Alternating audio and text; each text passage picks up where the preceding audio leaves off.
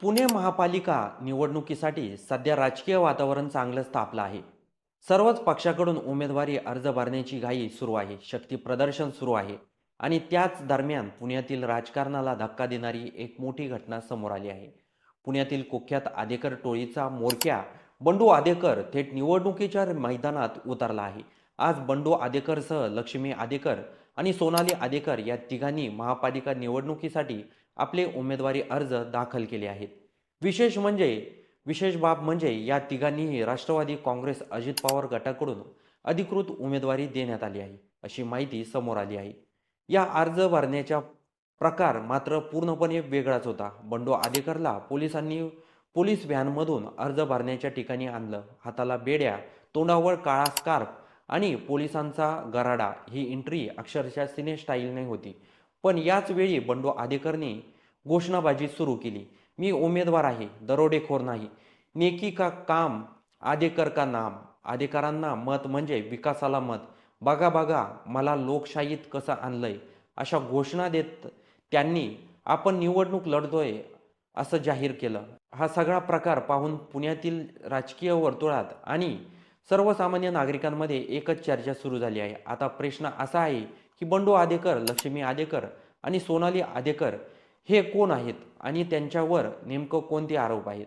सरळ आणि सोप्या भाषेत सांगायचं झालं तर या तिघांवर गेल्या अनेक वर्षापासून पुण्यातील विविध गंभीर गुन्हेगारी प्रकरणाशी जोडलेले आहे. या तिघांवर वेगवेगळ्या कालावधीत गंभीर स्वरूपाच्या गुन्ह्यामध्ये अटक झाली आहे आणि त्यांच्यावर न्यायालयीन प्रक्रिया सुरू राहिलेली आहे.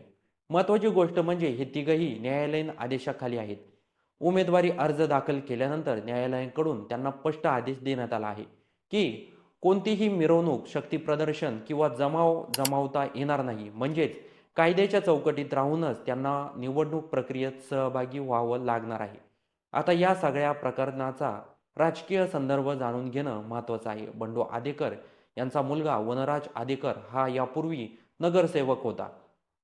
त्या काळात दोन्ही राष्ट्रवादी काँग्रेस एकत्र होत्या. त्यामुळे आदेकर कुटुंबाचं राष्ट्रवादीशी राजकीय नातं जुनं आहे. आता मात्र परिस्थिती बदलली आहे.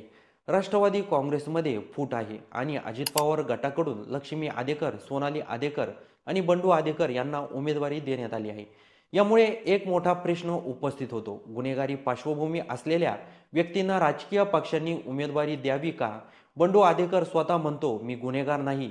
मी समाजासाठी काम करणारा उमेदवार आहे. पण दुसरीकडे वास्तव असं आहे की त्यांचं नाव अनेक गुन्हेगारी प्रकरणामध्ये पुढे आलेलं आहे आणि त्यामुळेच त्याला पोलीस व्हॅनमधून बेड्या घालून अर्ज भरण्यासाठी आणावं लागलं. ही निवडणूक आता केवळ रस्ते, पाणी, कचरा यापुरती राहिलेली नाही.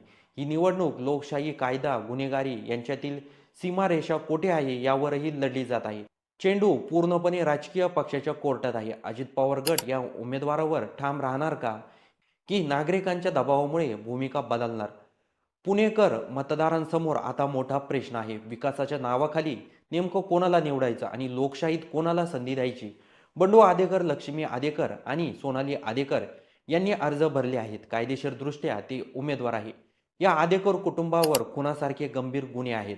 अजित पवार यांच्या राष्ट्रवादीनं आदेकर यांना उमेदवारी अर्ज जाहीर केला आहे. आता येणाऱ्या काळामध्ये पुणे महापालिका निवडणुकीमध्ये लोक कोणाला निवडून देतात? एकीकडं अजित पवार पुण्यामध्ये गुन्हेगारी आम्ही रोखू अशी भाषणं करतात आणि दुसरीकडं गुन्हेगारांनाच उमेदवारी जाहीर करतात. आता येणाऱ्या काळामध्ये पुणे महापालिका निवडणुकीमध्ये लोक काय भूमिका घेतात याकडे संपूर्ण राज्याचं लक्ष लागून राहील. त्याचबरोबर या संपूर्ण घटनाक्रमाबद्दल आणि राष्ट्रवादी अजित पवार यांनी आदेकर कुटुंबाला तिकीट देऊन चूक केली आहे की बरोबर हे कमेंट बॉक्समध्ये नक्की नोंदवा आणि व्हिडिओ आवडला असेल तर सर्वात आधी चॅनलला सबस्क्राईब नक्की करून जा.